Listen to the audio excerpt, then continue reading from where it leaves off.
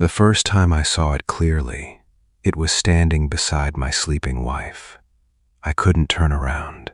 I couldn't move my arms. I couldn't even open my mouth to warn her. All I could do was stare into the mirrored closet door across from our bed. The bedroom was almost completely dark, but the mirror caught a thin strip of yellow light from the hallway. It was just enough for me to see the tall, narrow figure standing on my wife's side of the mattress. It had no face. It had no clothes. It looked like a hole cut into the room, something darker than the darkness surrounding it. Every time I blinked, it moved closer to her.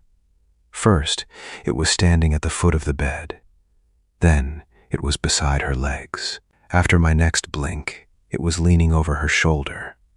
My wife's breathing changed. She made a small choking sound and moved her hand as if she were trying to push something away. I fought against the pressure pinning me to the mattress, but my body wouldn't respond. Then the open closet whispered in my own voice, "Don't wake her." That happened several months after we moved into the apartment. But to explain what I saw that night, I need to go back to the evening we arrived. The apartment building was in Maplewood, Minnesota. I won't give the exact address because my wife and I still live there, and we don't want strangers coming to look for it. There was nothing remarkable about the place from the outside. It was an old rectangular building made of faded brown brick, surrounded by an outdoor parking lot and a few trees that had grown too close to the windows. During the day, it looked ordinary. At night, it looked abandoned even when every apartment was occupied. The front entrance led into a small glass lobby containing several mailboxes and a security door that never closed properly. Beyond it was a long hallway lit by yellow ceiling lights. The carpet always smelled like wet shoes, old cooking oil, and something faintly sour that I could never identify.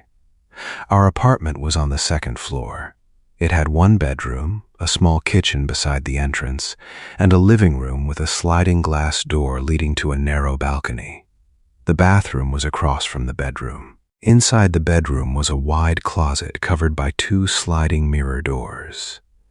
The first time we toured the place, my wife stopped in the middle of the living room and looked toward the hallway.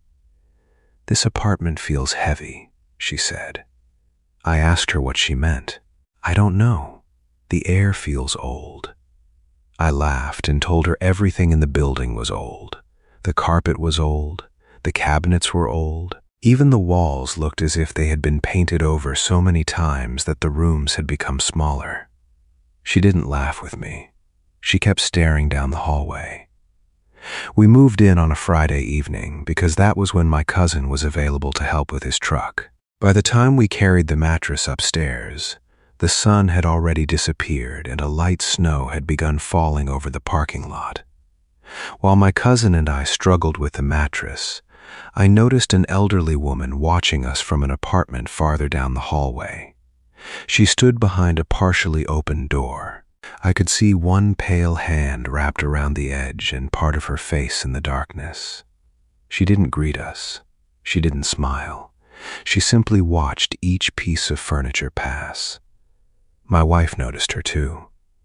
When I returned for the last box, the woman opened her door slightly wider. "Did they replace the mirrors?" she asked. I stopped. "Excuse me?" "The mirrors in the bedroom." I assumed she had confused me with someone else. "I don't know," I said. "We just moved in." Her eyes shifted past me toward our open apartment. "You should find out." Before I could ask what she meant, she closed her door. I didn't tell my wife about the conversation. She was already uncomfortable, and we had signed a 12-month lease. We had paid the deposit, rented the truck, and moved nearly everything we owned into the apartment. I didn't want an old neighbor's strange question turning into a reason to leave. That first night, our bed frame hadn't arrived, so we placed the mattress directly on the bedroom floor. We were exhausted and fell asleep surrounded by boxes. At approximately 3 in the morning, I woke to 3 soft knocks. Knock, knock, Knock. My eyes opened, but I stayed still. The sound seemed to have come from the other side of the bedroom door. My wife was asleep beside me. I waited, listening for a neighbor's footsteps or another door closing somewhere in the building. There was nothing. The apartment was so quiet that I could hear the heating pipes ticking inside the wall. Then the knocking came again. 3 slow, careful taps. This time, I sat up. I opened the bedroom door and looked into the hallway. A small nightlight near the bathroom cast a weak glow across the carpet. The living room beyond it was dark. I checked the front door. It was locked. I looked through the peephole, but the building hallway was empty. As I turned back toward the bedroom, something moved in the closet mirror. A tall shadow stood behind me, at the far end of our apartment. I spun around. There was nobody there. When I looked into the mirror again, the shadow was gone. But one side of the closet had slid open, and from somewhere inside it, I heard 3 quiet knocks. I stood in the bedroom doorway, staring at the open closet. The 3 knocks did not come again. For a few seconds, I considered waking my wife. Instead, I turned on the bedroom light and searched through the closet myself. Our clothes hung in loose rows. Several unopened boxes were stacked against the back wall, and our shoes were lined up beneath them. There was no room for anyone to hide. I pushed the mirror door closed and returned to bed. My wife shifted beneath the blanket but didn't wake up. I told myself the knocking had come from the heating pipes and that the mirror had moved because the track wasn't level. By morning, the door was open again. My wife noticed it first. "Did you open the closet last night?" I almost told her what had happened, but I stopped myself. "I might have," I said. "I was looking for something." That was the first lie I told her about the apartment. It wasn't the last. For the next 2 weeks, the closet opened almost every night. Sometimes the door moved only a few inches. Sometimes it was halfway open. On several mornings, both mirrored panels had been pushed entirely to one side, exposing the darkest section of the closet. I cleaned the tracks and inspected the wheels. Nothing appeared damaged. I even used a level to check whether the floor was uneven. It wasn't. Eventually, I placed our heavy laundry basket against the doors before we went to sleep. The closet stayed closed for 2 nights. On the 3rd morning, the doors were wide open and the basket was sitting near the bedroom entrance. My wife stared at it. "You moved that, right?" "No. You must have kicked it in your sleep. It was against the closet. I couldn't have reached it." Neither of us said anything after that. We left the bedroom light on the following night. The activity soon spread beyond the closet. One evening, my wife and I were watching a Korean drama in the living room when we heard one of the kitchen cabinets creak open. I paused the television. The cabinet above the sink was open. I checked the hinges and found them slightly loose, so I pushed the door shut and returned to the couch. 10 minutes later, it slowly opened again. This time, we watched it happen. The wooden door moved outward 1 inch at a time until the dark interior of the cabinet was visible. There was no sudden movement and no vibration from the wall. It opened with the slow control of someone trying not to be heard. I walked over and slammed it shut. "Old hinges," I said. My wife looked at me as if she knew I didn't believe my own explanation. 2 hours later, something crashed inside the same cabinet. I opened it immediately, expecting to find broken cups or shattered bowls. Everything was exactly where we had left it. While inspecting the shelves, I noticed 3 long scratches on the inside of the cabinet door. They were parallel and almost perfectly straight. They looked like fingernail marks. I rubbed one with my thumb. Fresh wood dust came loose beneath it. "Were those there before?" my wife asked. "I don't know." I closed the cabinet without answering. Later that night, she woke me by gripping my arm. "Someone's in the living room," she whispered. I held my breath and listened. Bare feet were moving across the carpet outside our bedroom. 2 steps. A pause. 2 more steps. The sound traveled from the balcony toward the kitchen, then turned and came back toward the hallway. It was too close to be an upstairs neighbor and too clear to be coming through the wall. Something was walking inside our apartment. The footsteps stopped outside the bedroom. Our door was closed, and the nightlight was on behind it. I stared at the narrow line of light beneath the door, waiting for a shadow to block it. No shadow appeared. Then the doorknob clicked. My wife moved closer to me. The knob didn't turn completely. It made only one quiet metallic sound, as if someone had touched it and then changed their mind. I got out of bed, crossed the room, and placed my ear against the door. Nothing. I counted to 3 and pulled it open. The hallway was empty. I switched on every light in the apartment and searched each room. The front door was locked. The balcony door was closed. There was no one in the bathroom or behind the shower curtain. But the cabinet above the kitchen sink was open again. I approached it slowly. A stale smell drifted from inside. Old cigarette smoke mixed with wet fabric. I removed every cup and bowl, searching for the source. At the back of the cabinet, beneath the lowest shelf, I found something I hadn't seen earlier. 3 more scratches.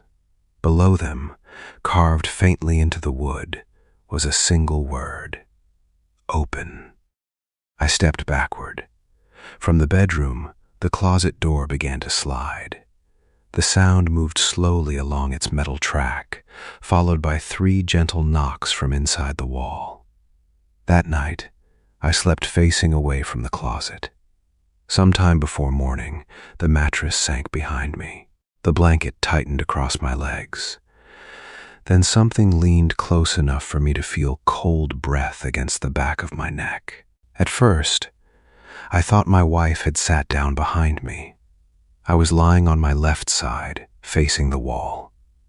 I could feel her breathing beneath the blanket, but in my half-awake state, I assumed she had moved closer. Then I realized her breathing was coming from the other side of the bed.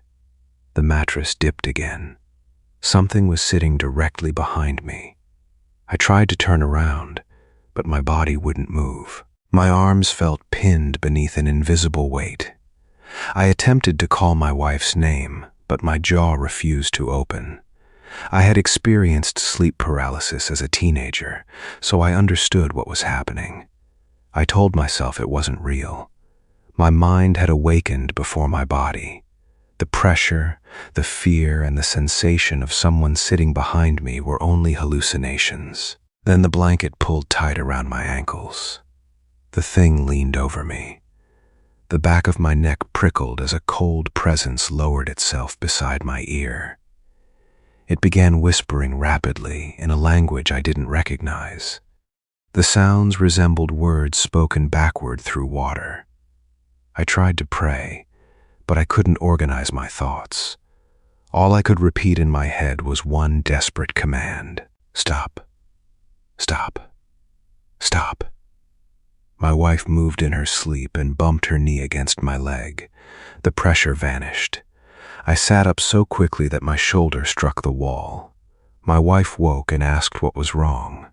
I was sweating despite the cold bedroom. "Bad dream," I told her. As I said it, I noticed the closet door was open. After that night, the paralysis returned 2 or 3 times each month. It always began the same way: the mattress sinking, a ringing sound in my ears, and the feeling that someone was standing just outside my field of vision. I kept it from my wife. I was still trying to protect her from something I had not yet admitted was real. A few weeks later, I was taking a shower after she had gone to bed. The bathroom fan was running, and the water made every sound outside the tub seem distant. While washing shampoo from my hair, I heard my wife call my name from the hallway. Her voice sounded close, as if her mouth were inches from the bathroom door. "What?" I called. There was no answer. I waited, then heard her say my name again. "What do you want?" Silence. I turned off the water and listened. Through the bathroom fan, I could hear what sounded like someone breathing on the other side of the door. I asked a third time, "What is it?" The breathing stopped. When I stepped out of the shower, the hallway was empty. The bedroom light was off, and my wife was asleep beneath the blanket. I shook her gently. "Did you call me?" She opened her eyes, confused. "No, I've been sleeping." The following morning, I told her I must have imagined it. But that evening, the same thing happened to her. She was washing dishes while I sat in the living room with one earbud in. Suddenly, she turned away from the sink and looked toward the bedroom. "Did you call me?" I removed the earbud. "No. I heard you say my name." "From where?" She pointed toward the dark hallway. We both listened. A soft thump came from the bedroom. I switched on the light and found one of her pillows on the floor near the closet. It had traveled nearly 5 feet from the bed. The mirror door was partly open. My wife stayed near the bedroom entrance. "There's something wrong with that closet," she said. I could no longer disagree. That weekend, I stayed awake after she fell asleep. The bedroom door was open, and the hallway nightlight illuminated the corner beside the bathroom. At around midnight, movement caught my attention. A dark shape stood near the bathroom door. It was tall enough for its head to nearly touch the frame. It had the proportions of a person, but there were no visible features. The light didn't fall across its body. It seemed to absorb it. I raised my phone and aimed the screen toward the hallway. The shape remained completely black. Then it leaned sideways, slowly exposing more of itself, as if it were peering into the bedroom. "Babe," I said. The figure pulled back behind the wall. It didn't step away. It simply vanished from view. My wife woke when I shouted her name. We searched the apartment together but found nothing. After checking every lock, I described what I had seen. Her expression changed. "A week ago, I saw it too," she admitted. She had been folding clothes during the afternoon when a tall shadow passed from the living room toward the bathroom. She thought I had come home early, but no one answered when she called. "Why didn't you tell me?" "Because you would have said it was the light." She was right. The moment we both admitted seeing it, something changed. The apartment became louder. The closet opened during the day. Footsteps followed us between rooms. The cabinet above the sink began creaking open while we stood beside it. It no longer seemed concerned about being noticed. That night, we sat together in the living room, trying to decide whether to contact management. From the bedroom came the sound of the closet door sliding open. Then my voice spoke from inside it, clear, calm, and perfectly identical to mine. She saw me first. Neither of us moved. My wife stared at me from the other end of the couch. I could see her trying to decide whether the voice had really come from the bedroom. Then it spoke again. She saw me first. It was my voice, but the rhythm was wrong. Each word was separated by a small pause, as if something had learned the sentence by listening to individual recordings and then joined them together. I stood and moved toward the hallway. My wife grabbed my wrist. "Don't go in there." We left the apartment instead. For nearly an hour, we sat in my car with the heater running, watching our dark balcony from the parking lot. Nothing appeared in the windows. Eventually, the cold and our exhaustion forced us back inside. The closet was closed when we returned. We slept in the living room with every light on. The following evening, I went downstairs to do laundry. The laundry room was on the first floor near the building's rear entrance. It contained 2 old washers, 2 dryers, a folding table, and a narrow window overlooking the parking lot. I usually went late because the machines were more likely to be available. At around 10, I returned to move our clothes into the dryer. Before I reached the laundry room, I heard a woman humming. It was a simple melody consisting of 4 or 5 notes repeated in the same order. I assumed another tenant was inside, so I waited outside the door. The humming continued. I opened the door. The room was empty. Our washing machine had stopped, and both dryers were silent. I checked beneath the folding table and even looked behind the door. No one was there. I began transferring our clothes. As I reached into the washer, the humming started again. This time, it came from directly behind me. I turned around. The room was still empty. In the dark window above the folding table, however, I saw the reflection of a woman. She stood less than a foot behind me. Long dark hair hung over her face, and one arm rested at an unnatural angle against her side. Her clothing looked wet.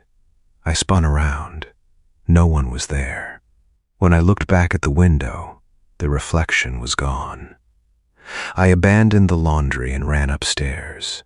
My wife agreed to come down with me when the cycle finished. By then, the room appeared normal, but as soon as we entered, she stopped. "Do you smell that?"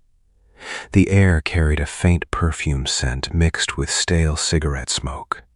It was the same smell that had come from the kitchen cabinet. As we left, we found the elderly woman from our first night standing near the rear entrance. She was wearing a dark blue robe and slippers despite the cold air leaking beneath the door.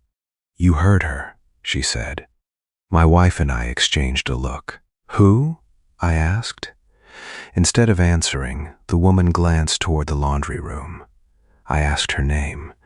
She hesitated before saying it was Mrs. Voss and that she had lived in the building for more than 30 years. She told us our side of the second floor had always been different. Tenants complained about knocking, footsteps and voices coming from empty rooms. Management blamed the pipes, but people on our side moved out much more frequently than those in the other wing. Then she told us about a woman named Evelyn. Evelyn had lived in our apartment with her husband many years earlier. The neighbors often heard them arguing. Evelyn did most of their laundry late at night and hummed the same melody every time she folded their clothes. One winter, she disappeared. Her husband claimed she had left him. According to him, she packed a suitcase and walked away without saying where she was going. No one saw her leave. For several weeks afterward, residents continued hearing a woman humming in the laundry room. "Did the police search the apartment?" my wife asked. Mrs. Voss nodded. "They found nothing." "Did anyone die there?" Mrs. Voss looked at the ceiling above us. "Not officially." She explained that part of the building had later been repaired after smoke leaked through an old maintenance passage behind several apartments. The walls were opened, the cabinets were replaced, and most of the damaged furniture was removed. "Most of it?" I asked. Her eyes settled on me. The bedroom mirrors stayed. A metal pipe clanged somewhere below us. Mrs. Voss flinched and lowered her voice. "If you hear someone calling from an empty room, don't answer." I thought about the bathroom. "What happens if you do?"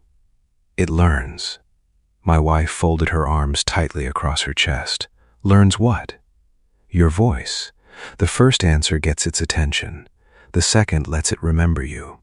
And the third?" Mrs. Voss looked toward the basement door at the end of the corridor. "The third lets it call someone else wearing your voice." A door creaked open behind her. Beyond it, a concrete staircase descended into darkness. A weak light flickered at the bottom, revealing part of an old service hallway. Then my wife's voice rose from somewhere below. It called my name softly. I turned toward her. She was standing beside me. The voice called again, this time from deeper inside the basement. It sounded frightened. "Please, it said. "Come down here." Mrs. Voss seized my arm before I could move. "Whatever you hear," she whispered, "do not answer it a third time." At the bottom of the stairs, something began humming. The humming continued from the bottom of the stairs. Mrs. Voss held my arm so tightly that her fingernails pressed through my sleeve. My wife stood beside me, silent and pale, while her voice called from the basement again. "I'm hurt," it said. "Please help me." I knew my wife was standing next to me. I could feel her hand trembling against mine. Still, every instinct told me to answer. Mrs. Voss pulled us away from the stairwell and slammed the basement door. The humming stopped immediately. "Go back upstairs," she whispered, "and don't speak until you're inside your apartment." We collected our laundry and hurried to the second floor. I didn't look behind us, but halfway up the stairs, I heard wet footsteps following at the same pace. They stopped when we reached our hallway. Once inside, I locked the door and pushed a chair beneath the handle. Then I remembered the night in the bathroom. My wife had called my name, and I had answered 3 times. "What? What do you want? What is it?" The thing in our apartment had already taken my voice. That was why it had spoken from the closet. My wife had answered it once in the kitchen when she thought I called her. I made her promise never to respond again unless she could see my face. We agreed on a private question we could use to confirm each other's identity. For 2 nights, nothing happened. On the 3rd morning, my wife's silver bracelet disappeared. Her mother had given it to her years before our wedding. It wasn't expensive, but she wore it almost every day. Before showering, she always placed it in a small ceramic dish beside the bathroom sink. That morning, the dish was empty. She asked whether I had moved it. I said no. We searched the entire apartment. We emptied bathroom drawers, checked beneath the bed, and pulled the couch away from the wall. I even removed the drain cover in case it had fallen into the sink. The bracelet was gone. By the 2nd day, my wife became convinced that I had misplaced it. Neither of us had slept well, and the constant fear was beginning to affect us. "You keep touching things and then forgetting," she said. "I didn't touch it. You moved the laundry basket. I told you I didn't." "Then who did?" I looked toward the bedroom. She followed my eyes and became angry. "We can't blame everything on a ghost." It was the same thing I had told her when we first moved in. On the 4th evening, I returned from work and found her standing motionless in the kitchen. The bracelet was lying on the front burner of the stove. It had been arranged in a perfect circle around the center cap. The burner was off, but the placement looked deliberate, almost ceremonial. My wife said she had cooked eggs on that burner before leaving for work. The bracelet had not been there. I picked it up. The metal was freezing cold. Not cool from the room, cold enough to hurt my fingers. For a second, I saw something reflected in its polished surface. A woman standing behind me with wet hair covering her face. I dropped the bracelet. When I turned around, the kitchen was empty. My wife placed it inside a drawer and refused to wear it again. That night, I dreamed I was standing in the hallway outside our apartment. Every door was closed, but all the numbers had been removed. Someone was crying behind the walls. Our door stood open at the end of the corridor. My wife called me from the bedroom, so I entered. The apartment was empty, except for the mirrored closet. One panel was open. In the reflection, my wife stood behind me with her back turned. She began humming the melody from the laundry room. Then she slowly turned her head. I woke before I saw her face. My wife was already sitting up beside me. She had dreamed of the same hallway. In her dream, I had been standing in front of the open closet, humming. When she called my name, I turned toward her without moving my body. Neither of us slept again. N. Next morning, I examined the closet more carefully. I removed our clothes and pushed the boxes away from the back wall. One wooden panel sounded hollow when I knocked on it. N. And behind the lower section of the mirror track, I found a folded scrap of yellow paper wedged into a crack. Nan apartment number had been written on one side, then scratched out so violently that the paper had nearly torn. N non. The other side were 3 words, : N, no, don't answer her. N. My wife read the warning twice. And then she looked at me with an expression I had never seen before. N. What? I asked. N. Ni handed me the paper. N. That's your handwriting. N. Ni wanted to deny it, but she was right. N. The shape of the letters, the pressure marks, even the way the final word leaned downward, it looked exactly like something I had written. N. Ni turned the paper over again. N. And beneath the crossed-out apartment number was a date. N. Nit was tomorrow's date. N. Ni from inside the kitchen drawer. The silver bracelet began tapping against the wood. N. Nay 3 times. N. Nay then. The stove ignited by itself. Blue flames rose beneath the empty burner. My wife screamed and stepped back. I rushed to the stove and turned the knob, but it was already in the off position. The flame continued burning. Inside the drawer, the bracelet tapped 3 more times. I pulled the drawer open. The bracelet was moving in small, sharp jerks, as though something invisible were dragging it across the wood. When I reached for it, the flame suddenly went out. The apartment became silent. We placed the bracelet inside a sealed container and left it in my car. Neither of us mentioned the date written on the paper, but I knew we were both thinking about it. The following night was the date from the warning. We checked every lock before bed. I pushed the chair beneath the front door handle and secured the sliding balcony door with its latch and a thick wooden stick in the track. Outside, the temperature had dropped below 0 and snow covered the parking lot. At 12:47 a.m., I woke because the apartment was freezing. My wife was curled beneath the blanket beside me. I could see my breath in the bedroom. I checked the window. It was closed. Then I heard the curtains moving in the living room. The balcony door was open approximately 6 inches. Snow blew through the gap and scattered across the carpet. The wooden security stick was no longer in the track. It had been placed neatly against the far wall. That could not have happened because of the wind. Someone would have needed to lift the stick, unlock the handle, and slide the door open. As I crossed the living room, I saw footprints in the snow. Bare human footprints. They did not begin at the balcony and lead into our home. They began in the hallway. A trail of wet impressions came from the bedroom, crossed the living room, and continued through the open balcony door.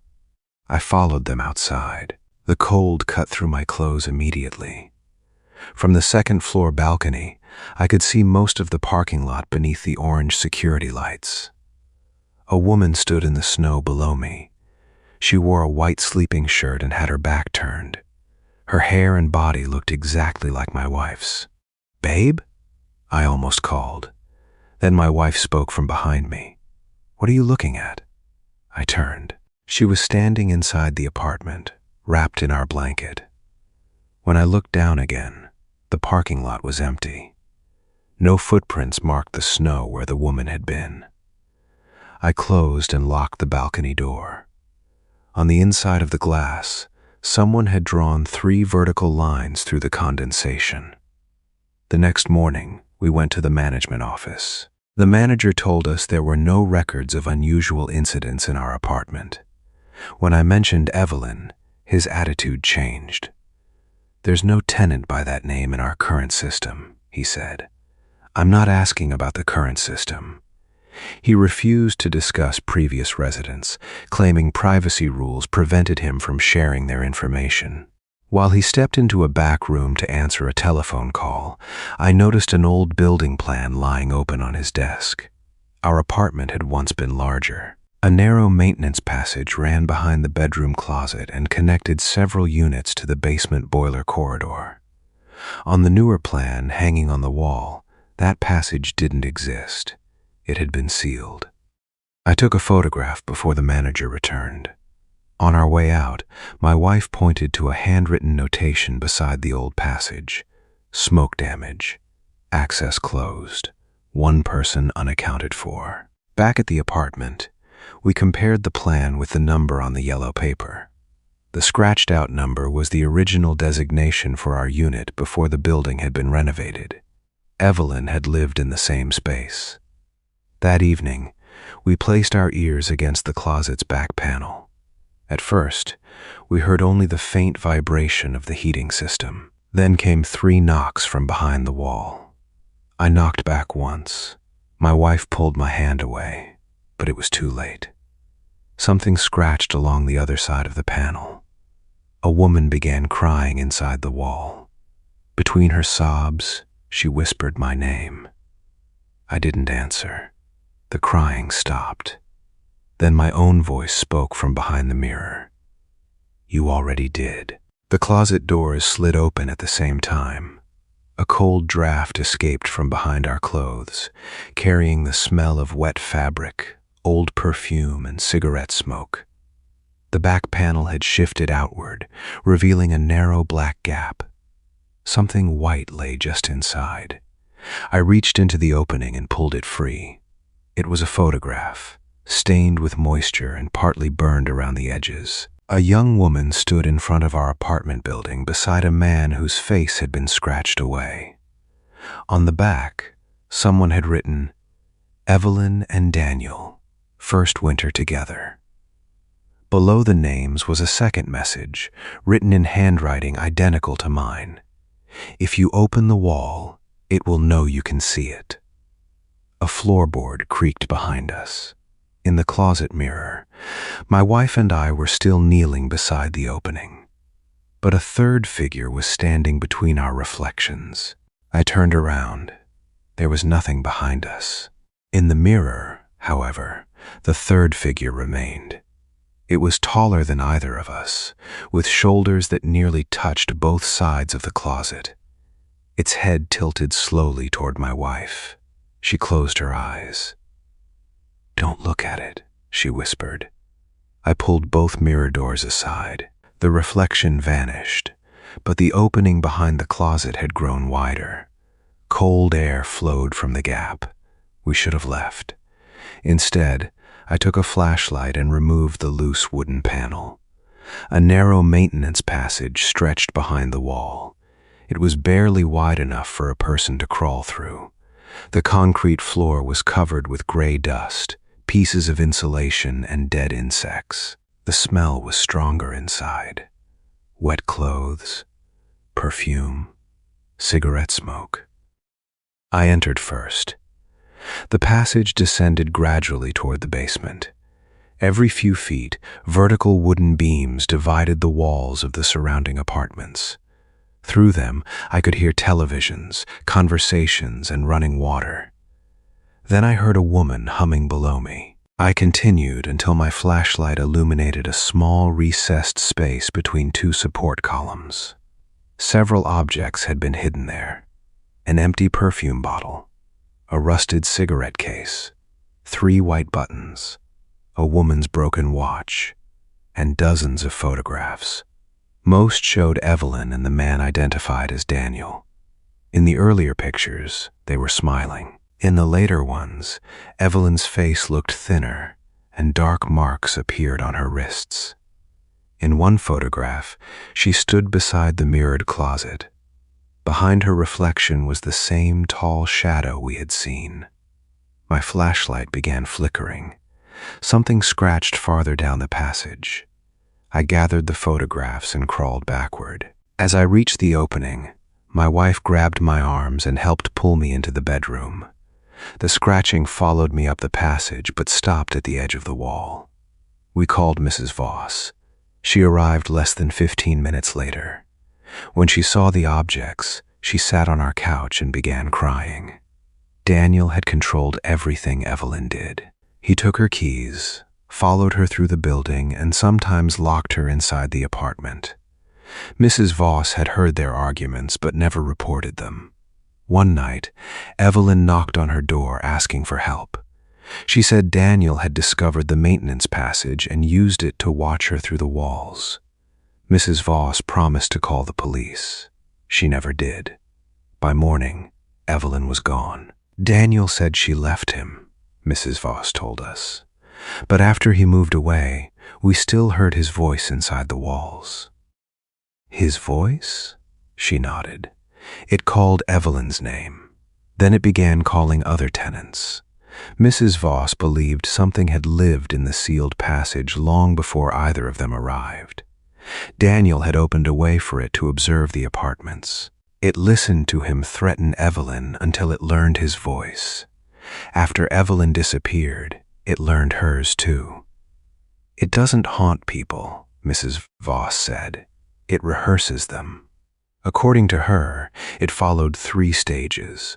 First, it watched through mirrors and windows. Second, it borrowed a voice after receiving 3 answers. Finally, it touched someone when that person felt abandoned by the one they trusted most. That explained why it had become stronger. My wife and I were exhausted, frightened, and beginning to distrust each other. Every argument gave it another opening. We agreed to stay together until we could move. We covered the mirrors, sealed the closet panel, and stopped answering voices from other rooms. But the thing had already learned how to divide us. The following week, my wife heard me insulting her from the kitchen while I was at work. That same evening, I heard her whisper from the bedroom that she wished she had never married me. Neither of us had said those things, knowing that didn't make them less painful. Then the bills arrived.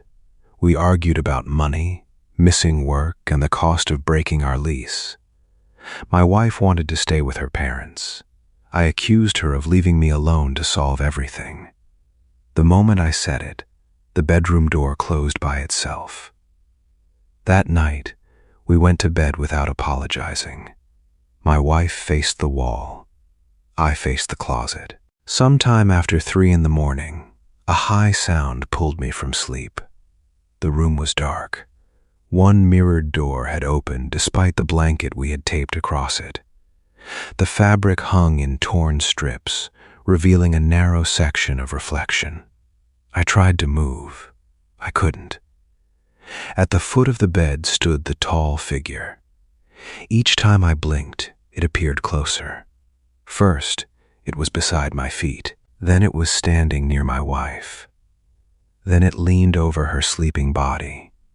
She began making a strain.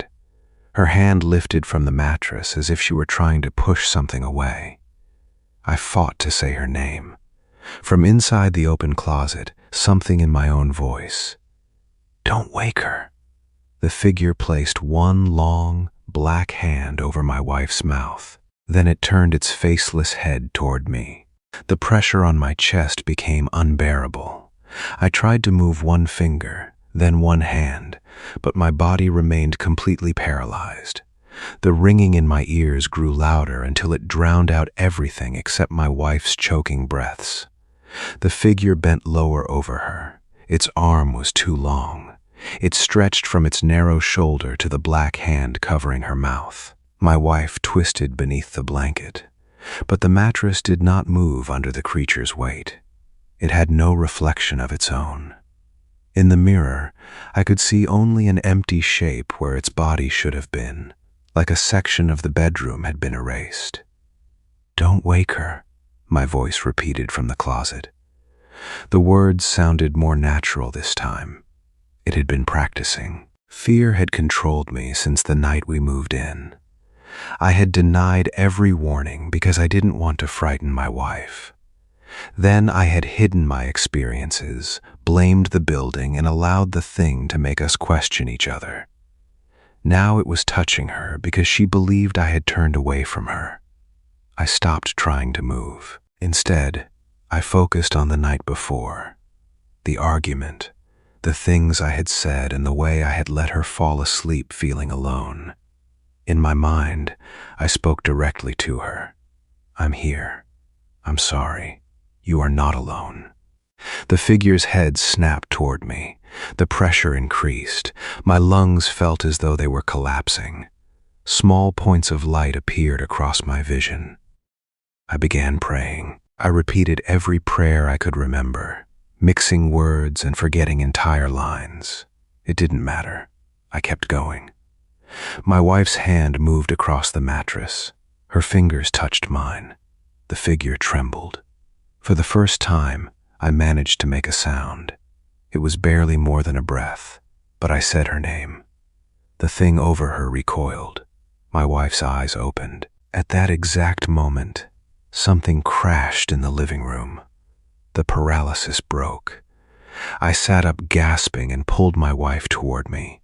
She screamed and pushed at the empty air above her face. The shadow was gone, but the closet remained open. My voice whispered from inside it. She answered me. I switched on the bedroom light. The whispering stopped.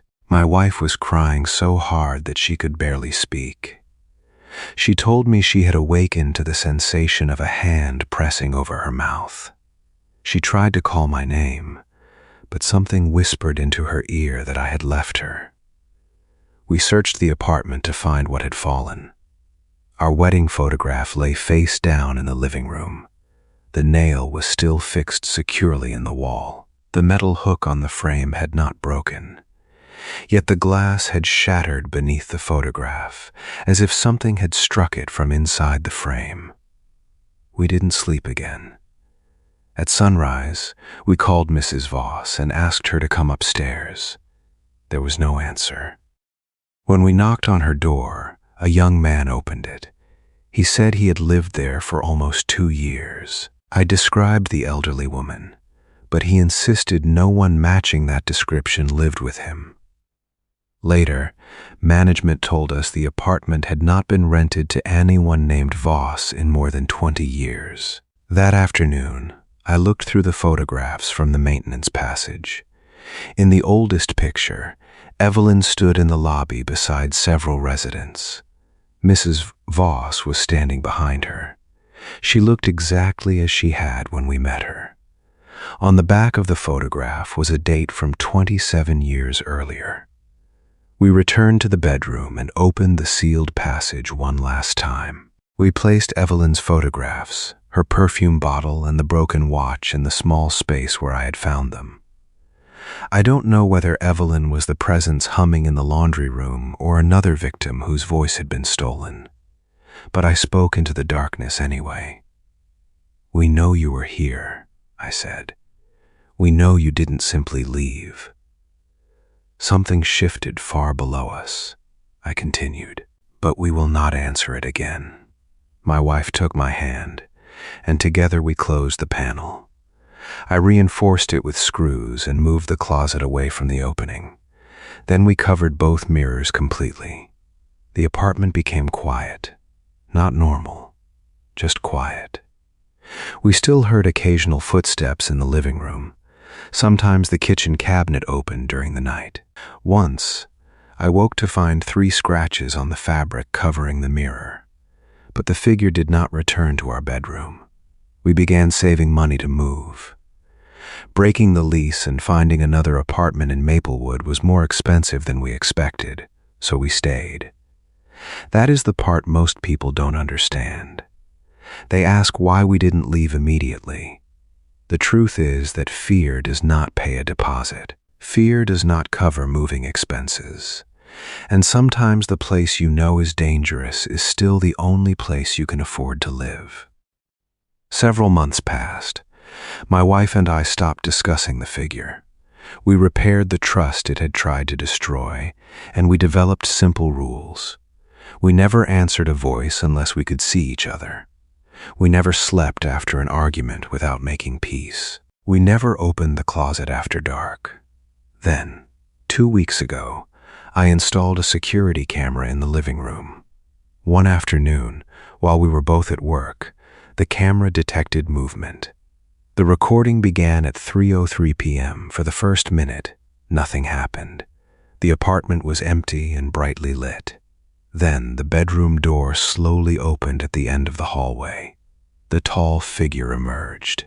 It moved into the living room without walking, appearing closer each time the camera image flickered. It stopped directly in front of the lens. The screen turned black. My voice whispered from the speaker. She answered me. A second voice came from behind the camera. It belonged to my wife. 3 times, the recording ended. I called her immediately and asked whether she was safe. She said she was sitting at her desk and had not spoken to anyone. Then she became quiet. "What's wrong?" I asked. She told me that, a few minutes earlier, she had received a telephone call from our apartment number. When she answered, she heard me crying. The voice begged her to come home.